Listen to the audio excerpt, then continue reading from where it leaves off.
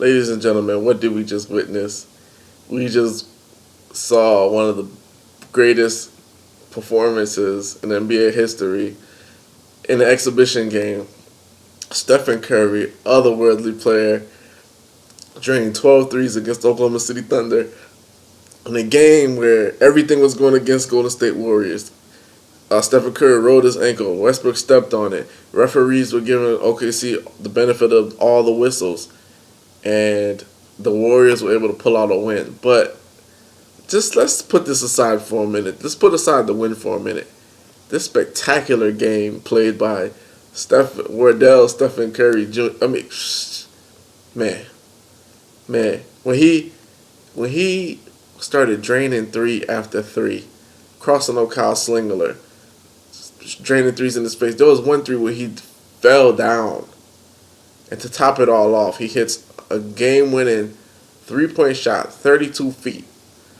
A shot where he missed it earlier in overtime on the right side of the court. He comes back on the left side of the court and makes the same shot.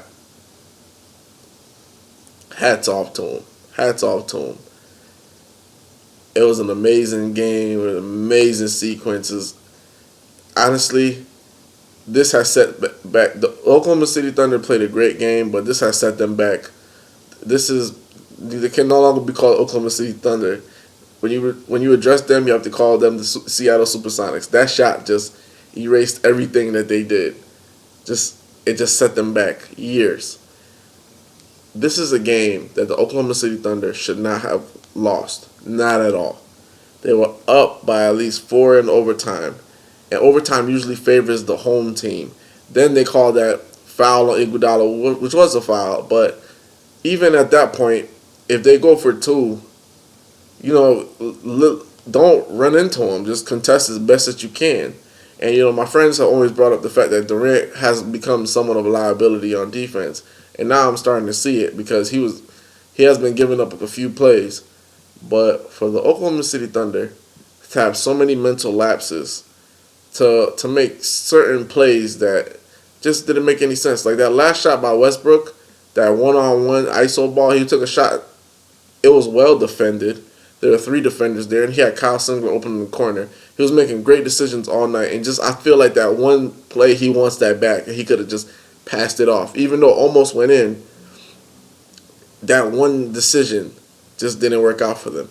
And then Durant has 5 fouls, and to foul Curry on a drive, or whoever he fouled on a drive, that was poor execution. And then to top it off, they had the lead in overtime. They had a 3-point lead. They give it all back when Klay Thompson is fouled on a layup by Russell Westbrook. It's just mental mistake after another mental mistake. And that's what separates the haves and the have-nots. It's not necessarily how much talent I have, my shooters. It's the mentality. Lisa Salters was mentioning the fact that there was a huge argument in the locker room. But check the Warriors' mentality. They never felt like the game was out of hand. And they did just enough, little by little, to stick around, make sure that they were in the game. Keep it close, until Curry could bring them all the way home. And yes, he did, ladies and gentlemen. I cannot believe it. And that sequence, you can see Steve Kerr waving them on. Let's go. They got the rebound off the shot. And I thought they were going to call timeout. And Curry said, F that. It's time to go home. And he hits a 32-foot three-point shot. Not only did he hit the shot, he tied the NBA record for 12 threes. Amazing performance. Hats off to him. The best shooter of all time. Period. Point blank period. You can say what you want to say, how you want to say it, whatever. You can say Jerry West, Pistol Pete. I don't care what you say. We've never seen a shooter that can spot up, hit the 3, drive, hit the 3, off the dribble, hit the 3, left hand, hit the 3, right, driving right hand, hit the 3, step back, hit the 3. And not only that, 50, 40, 90 club, 50% from the field, 40% from 3, 90%, 91% free throw this year.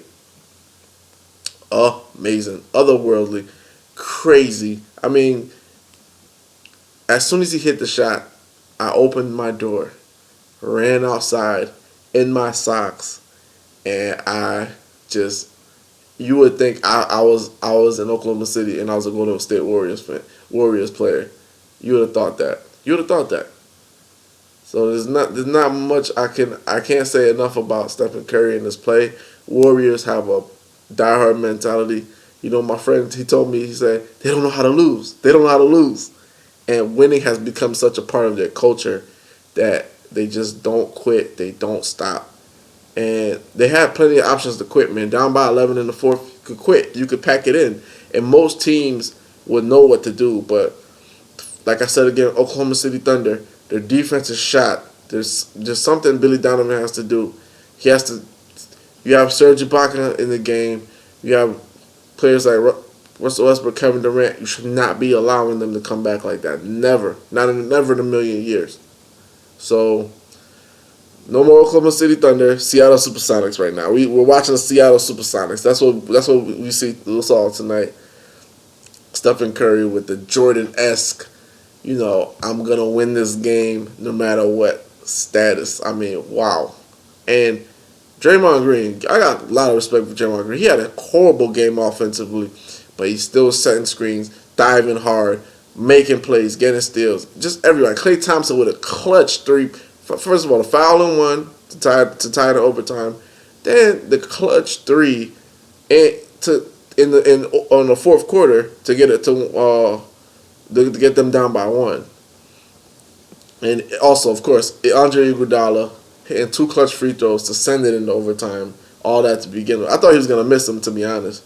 But, I mean, wow. All you could do is shake your head. Shake your head, shake their hand. That's it. Next game. Don't even watch this tape. Burn it. This is Vlad from Hoops Junction, where hoops meets hoopla. Peace.